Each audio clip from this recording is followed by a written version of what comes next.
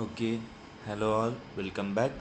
So நம்ம இன்னிலேருந்து என்ன பார்க்க போகிறோம்னா ஜாவா ப்ரோக்ராமிங் எப்படி பண்ணலான்னு தான் பார்க்க போகிறோம். ஸோ ஜாவா இன்ஸ்டலேஷனுக்கு உங்களுக்கு வீடியோ வேணும்னா நீங்கள் கமெண்ட்ஸில் சொல்லுங்கள். So that I will put a separate video on that. So இப்போது ஜாவா ப்ரோக்ராமிங் வந்து நம்ம எப்படி பண்ணுவோம்னா ஆஃப்டர் இன்ஸ்டலேஷன் நம்ம வந்து ஒரு நோட் பேடில் ப்ரோக்ராம் அடிச்சுட்டு அதை வந்து கமாண்ட் ப்ராம்ப்ட் வழியாக ரன் பண்ணுவோம். அது எப்படின்னு இன்றைக்கி பார்க்கலாம். ஃபஸ்ட்டு லைக் எல்லா ப்ரோக்ராமிங் லாங்குவேஜஸ்க்கும் ஒரு ஸ்ட்ரக்சர் இருக்கும்ல. இப்போ சிக்கு ஒரு இன்ட் மெயின் போட்டு இது பண்ணோம், ஹேஷ் இன்க்ளூட் stdio.h அந்த மாதிரி நம்ம போடுவோம்ல. ஸோ அதே மாதிரி ஜாவாக்கும் அதுக்குன்னு ஒரு செர்டைன் ஸ்ட்ரக்சர் இருக்குது. ஸோ அந்த ஸ்ட்ரக்சர் என்னென்னு நான் இப்போ உங்களுக்கு சொல்கிறேன். ஸோ இது வந்து ஒரு ஆப்ஜெக்ட் ஓரியன்ட் ப்ரோக்ராமிங். ஸோ அதெல்லாம் நம்ம டீட்டெயில்டாக பார்ப்போம். இப்போதைக்கு நான் அந்த ஸ்ட்ரக்சர் சொல்கிறேன். பப்ளிக்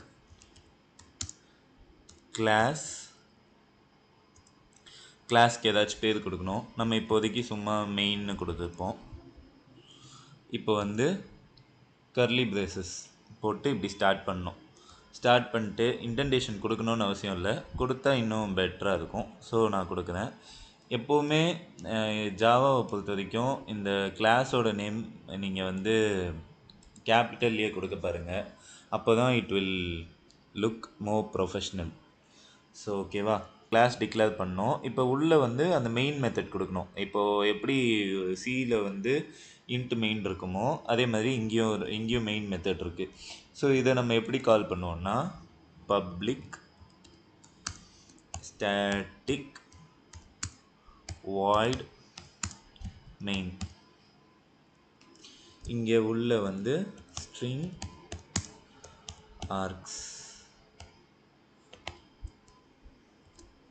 ஸோ ஆப்வியஸ்லி இந்த வாய்டுனா வந்து ரிட்டன் டைப்பு நமக்கே தெரியும்.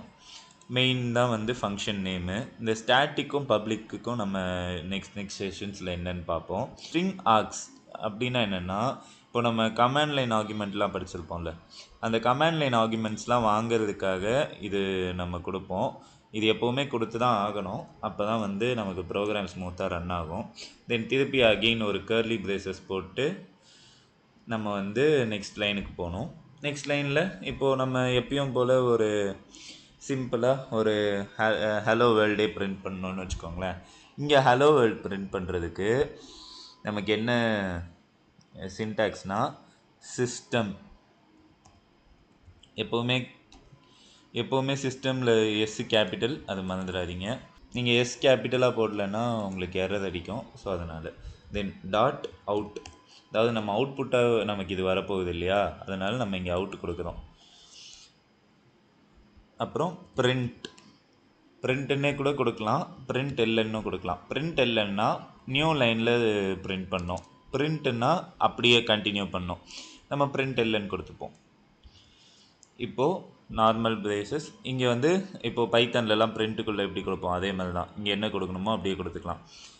Hello world.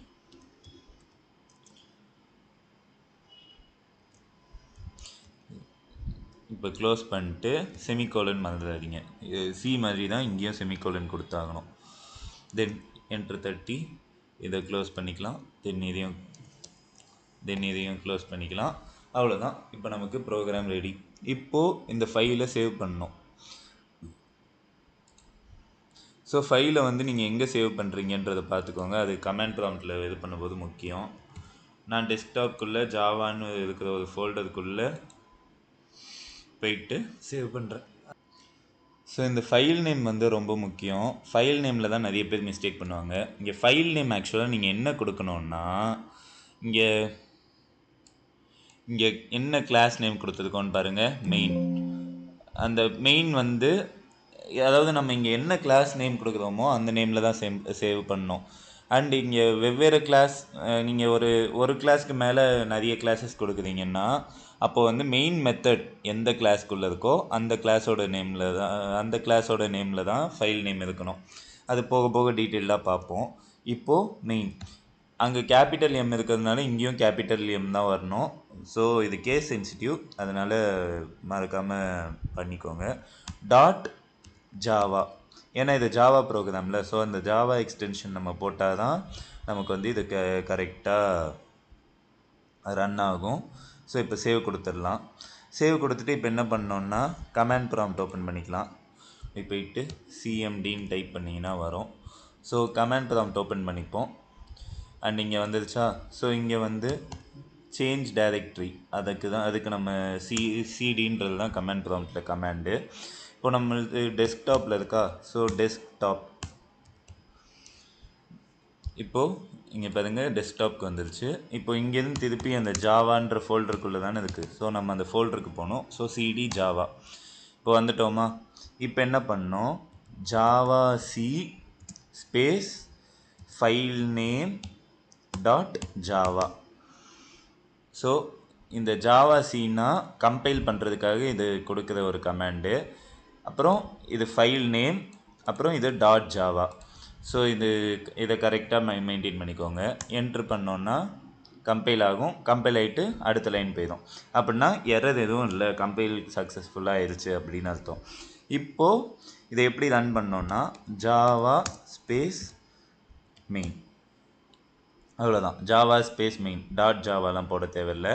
File name main மட்டும்தான், டாட் ஜாவா எக்ஸ்டென்ஷன் தான். ஸோ ஜாவா மெயின் அப்படின்னு நம்ம போட்டு என்ட்ரு தட்டினோன்னா பார்த்தீங்களா நம்மளோட அவுட்புட் நமக்கு வந்துருச்சு. ஹலோ வேர்ல்டு தான் பிரிண்ட் பண்ணணுன்னு நினச்சோம், வந்துருச்சு. ஸோ இப்போ நம்ம பேசிக்காக எப்படி ஒரு ஜாவாவில் எப்படி ஒரு ப்ரோக்ராம் பண்ணணுன்னு கற்றுக்கிட்டோம். நெக்ஸ்ட் வீடியோஸில் பேசிக் லெவல்லேருந்து எப்படி நல்லா ஹை லெவலில் ஜாவாவில் ப்ரோக்ராமிங் பண்ணுறதுன்னு பார்க்கலாம். Thank you for spending your time. Thank you all.